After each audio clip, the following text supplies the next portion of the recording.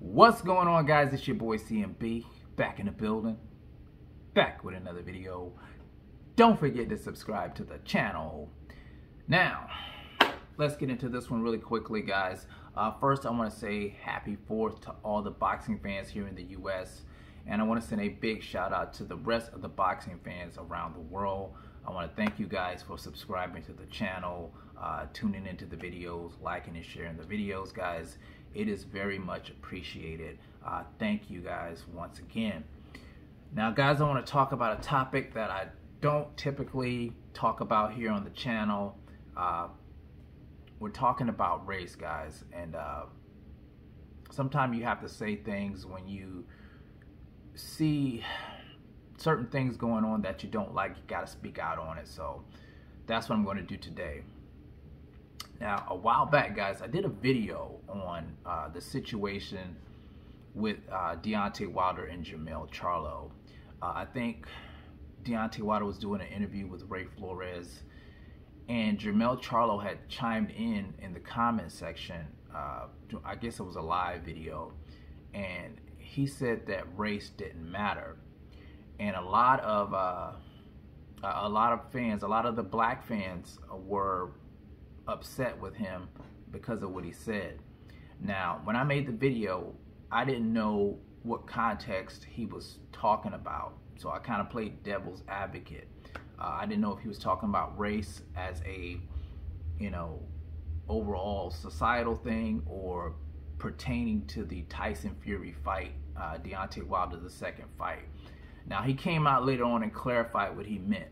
He was talking about the fight, about Deontay Wilder losing the fight to Tyson Fury. It didn't have anything to do with race, and he was absolutely correct on that. That didn't have anything to do with race. It just had to do with Wilder not being 100% prepared for the fight, and Tyson Fury making adjustments to be victorious in the fight. Now, in that video, we also talked about how boxing fans can be tribal. People are going to root for who they resonate more with, who they look like. For instance, Lomachenko fans are typically Ukrainian people. Canelo Alvarez fans are typically Mexican people. Deontay Wilder fans are typically African American people. And we talked about how there's nothing wrong with that. People being proud of their heritage. There's absolutely nothing wrong with that. Now, you have fighters who will transcend that. Manny Pacquiao, Floyd Mayweather, Canelo Alvarez. They may resonate with people outside of their respective communities because of their skill sets, because of what they've done in their careers. Now, this Chris Colbert, Deontay Wilder thing, I think, has shined a light on an ugly situation going on within the black community. I'm talking to my black people right now. I'm talking to you guys. So we're going to take everybody else, put everybody else to the side, and we're going to talk about what's going on in the black community. Now, you guys see my thumbnail there, and some of you guys may know where I'm going with this, especially if you're a Trekkie. I'm a Trekkie, and that thumbnail that I got there, that guy I have there, it's a race of people called the Borg, and the Borg in Star Trek, it's a race of people who have a hive mind. They have one collective mind. Nobody's an individual. They all have the same group thought. So nobody gets to express themselves. They all have one mind, and that's what I see going on in the black community right now. If you're not a part of the collective, then you're deemed not black enough. They're going to revoke your black card. You're going to be ostracized. And I saw that with the Chris Colbert situation, when he gave his take on Deontay Wilder, Tyson Fury, and he called Deontay Wilder a sucker. People started to call him outside of his name. They said that he was a coon. He's not black enough.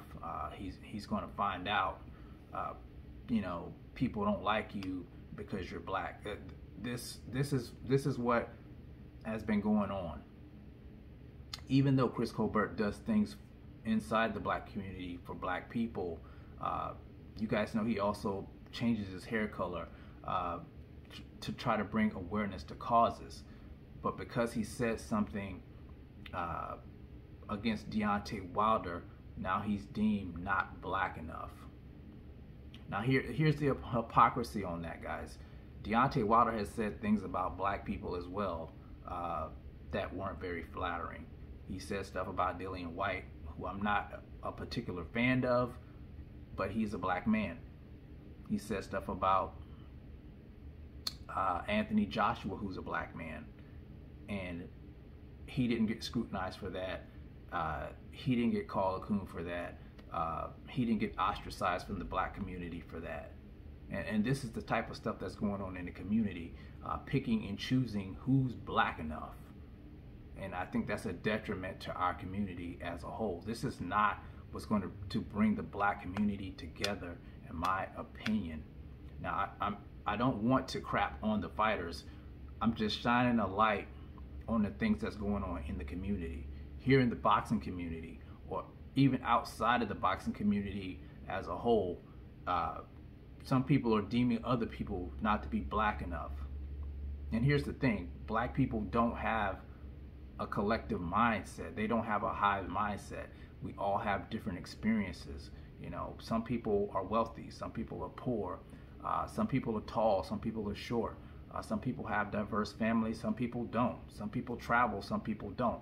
We all have different experiences in our lives, and people deeming, saying that other people aren't black enough. What gives you the right to say that? You know, you don't know what they go through on a daily basis. So what gives you the right to deem somebody being black enough? And this is not what's going to bring the black community together. What's going to bring the black community together is showing respect for one another, creating businesses so we can create jobs for the people in our community, not deeming who's black enough and who's not.